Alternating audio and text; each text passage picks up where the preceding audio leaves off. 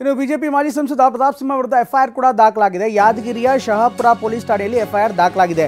ಮಾಜಿ ಸಂಸದ ಪ್ರತಾಪ್ ಸಿಂಹ ವಿರುದ್ಧ ಈಗ ಎಫ್ಐಆರ್ ದಾಖಲಾಗಿರುವಂಥದ್ದು. ಗಣೇಶ ಶೋಭಾಯಾತ್ರೆ ವೇಳೆ ಪ್ರಚೋದನಾಕಾರಿ ಭಾಷಣ ಮಾಡಿದ್ರು ಅಂತ ಆರೋಪದಡಿ ಈಗ ಎಫ್ಐಆರ್ ದಾಖಲಾಗಿದೆ. ಯಾದಗಿರಿಯ ಶಹಾಪುರದಲ್ಲಿ ಆಗಿರುವಂಥ ಘಟನೆ ಇದು. ಗಣೇಶ ಶೋಭಾಯಾತ್ರೆ ವೇಳೆ ಪ್ರಚೋದನಕಾರಿ ಭಾಷಣ ಮಾಡಿದರು. ಗಣೇಶ ವಿಸರ್ಜನೆ ವೇಳೆ ಎಲ್ಲೆಡೆ ಕಲ್ಲು ತೂರುವ ಪ್ರವೃತ್ತಿ ಇದೆ, ಕಲ್ಲು ಹೊಡೆಯುವ ಪ್ರವೃತ್ತಿ ಮುಸ್ಲಿಮರಿಗೆ ಯಾಕೆ ಬರುತ್ತೆ ಅಂತ ಪ್ರಶ್ನೆ ಮಾಡಿದರು. ಹಿಂದೂಗಳು ಕಲ್ಲು ಹಿಡಿದು ನಿಂತರೆ ನಿಮ್ಮ ಕತೆ ಏನಾಗುತ್ತೆ ಅಂತ ನೇರವಾಗಿ ಪ್ರಶ್ನೆ ಮಾಡಿದರು. ಇದೇ ವಿಚಾರವನ್ನು ಈಗ ಮುಂದಿಟ್ಟು ಅವರ ವಿರುದ್ಧ ಪ್ರಕರಣ ಕೂಡ ದಾಖಲಾಗಿದೆ. ಈಗ ಪ್ರತಾಪ್ ಸಿಂಹ ವಿರುದ್ಧ ಎಫ್ಐಆರ್ ದಾಖಲಾಗಿದೆ.